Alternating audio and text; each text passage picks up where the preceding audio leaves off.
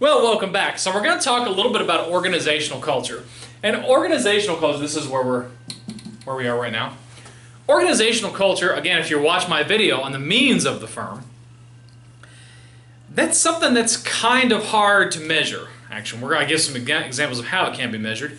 But you think about it as unspoken behaviors, just kind of the way things are done around here. Now, as a child of the 1990s, we always used to have these motivational posters up in workplaces, and I'll tell you, when I was in the Army, they were the worst about this. And these were kind of, unlike a mission and vision statement, you know, culture is very rarely written down, but they would try to write it down in some way to standardize behavior or something. I don't know why they actually did these. But I'm going to read some of the captions underneath, and then I'll show you the pictures. And so this one says teamwork. Teamwork is the ability to work together toward a common vision, the ability to direct individual accomplishment toward organizational objectives. It is the fuel that allows common people to attain uncommon results. Ooh, doesn't that give you goosebumps? And here's the picture. You see it's some people rowing a boat. Pretty motivational, right? It could be part of culture, right? Here's our next one. Integrity. Stand together as a team. With integrity, vision, and determination, together you will succeed where others cannot. Ooh, sends chills down your spine, doesn't it? And this looks like some trees that are somehow clumped together in a lake and they're surviving. Okay? However, as also a child of the early Y2K generation, we used to have demotivational posters. And these are pretty good. And I think because of demotivational posters, they stopped the motivational posters. Here's one. It says marketing. Because making it look good now is more important than providing adequate support later. What you've got is a picture of a sandcastle that's completely unsupported at the base. I love this one. Never give up. Never stop trying to exceed your limits. We need the entertainment. It looks like maybe a young child is trying to fly or something with no jetpack.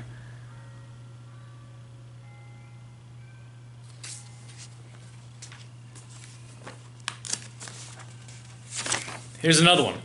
Ambition. Just because you tried hard doesn't mean it was worth it. And what we have here is a salmon swimming upriver straight into a bear's mouth. And I love this one. Discouragement. Because there's nothing standing between you and your goal, but a total lack of talent and complete failure of will. What you have is a goldfish here looking at this giant body of water. And so these are demotivational posters, and I always share this with my students because most people think it's funny, especially the younger students who may not have been alive during the 90s and less being old enough to remember anything from Y2K. And I feel old sometimes. But these demotivational and motivational posters are a commentary on organizational culture, right? And that stuff is really hard to measure. But this particular article, I think, has an interesting take on it. And it says one way to measure organizational culture, i.e. in the shared assumptions that go with it, are to ask yourself the following questions. How do people in this organization accomplish their work? Who succeeds in this organization? More importantly, who doesn't? How and when do people interact with one another? Who participates? What kinds of work styles are valued in this organization? What is expected of leaders in this organization? And what aspects of performance are discussed most in evaluations? So this is kind of one way that you can kind of sort of measure organizational culture, right? And this is interesting. Now, where does organizational culture originate ideally? Okay. And we're going to talk more about this in our discussion of organizational entrepreneurship, but I'm just going to draw your attention here for a moment. Okay. if I were to draw a matrix-style organization, this is what we would have. As you remember the matrix-style organization from some other videos, right? You know, in entrepreneurship, you're usually given a choice. You can take the blue pill, and you can wake up in your own bed and believe whatever you want to believe. Or you can take the red pill and see how far down the rabbit hole this goes. No. That is not a matrix organization. That is the matrix. So you've got the CEO at the top of the organization, who of course answers to the board of directors, which on the board of directors usually sits the president. Board of directors, of course, represents shareholder interests. CEO may have some functional staff.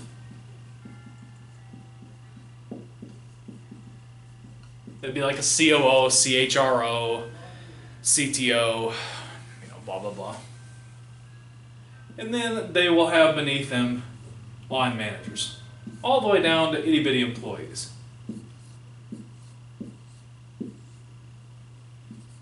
Put an A and a B, C, D, E.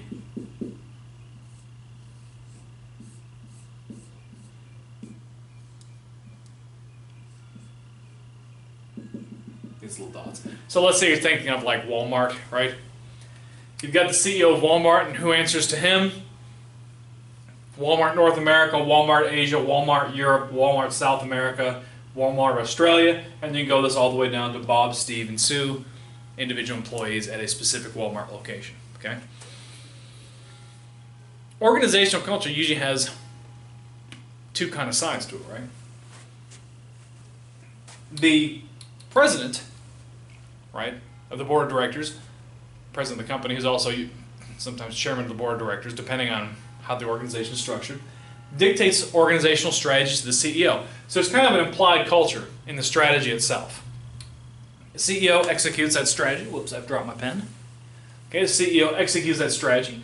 And at each level in the chain of command, as it trickles down, there's more and more injection into the organizational culture. So you find like Walmart China may have a very different organizational culture than Walmart North America. It's still going to be some sort of interpretation of what's going on up here, but there's going to be differences. And when you get all the way down to the very bottom, likewise, there's this kind of influence coming upwards, right? So individuals, especially new hires, are going to come in and they're going to have their own cultures that they're going to bring, and they're going to inject those influences into the overall firm culture. Normally, what we think of, and this is not always true, but stereotypically is what we think of the CEO and the senior leaders as providing like a lot of longevity, right, to the organization. They kind of have like the 5-year plan. And then the people down here are usually kind of quick moving, right? It's supposed to be a wheel with arrows on it that I've drawn down here at the bottom. They're moving kind of quickly, right? Their influences, because they're new employees and they may not stay that long, their influences on any given organizational culture usually are seen to be short-lived because of the fact that they may not stay as long as the people up at the top. And of course, these people in the middle managers are the ones that stay the longest. And they kind of have this enduring influence on organizational culture. But it may not be the most powerful one, right? They may remember how the culture was before this new 5-year plan. That may influence their actions in some way. But what you see is you've got organization, different levels of an organization with different kind of time horizons and different levels of influence on the respective organization's culture, which is kind of interesting.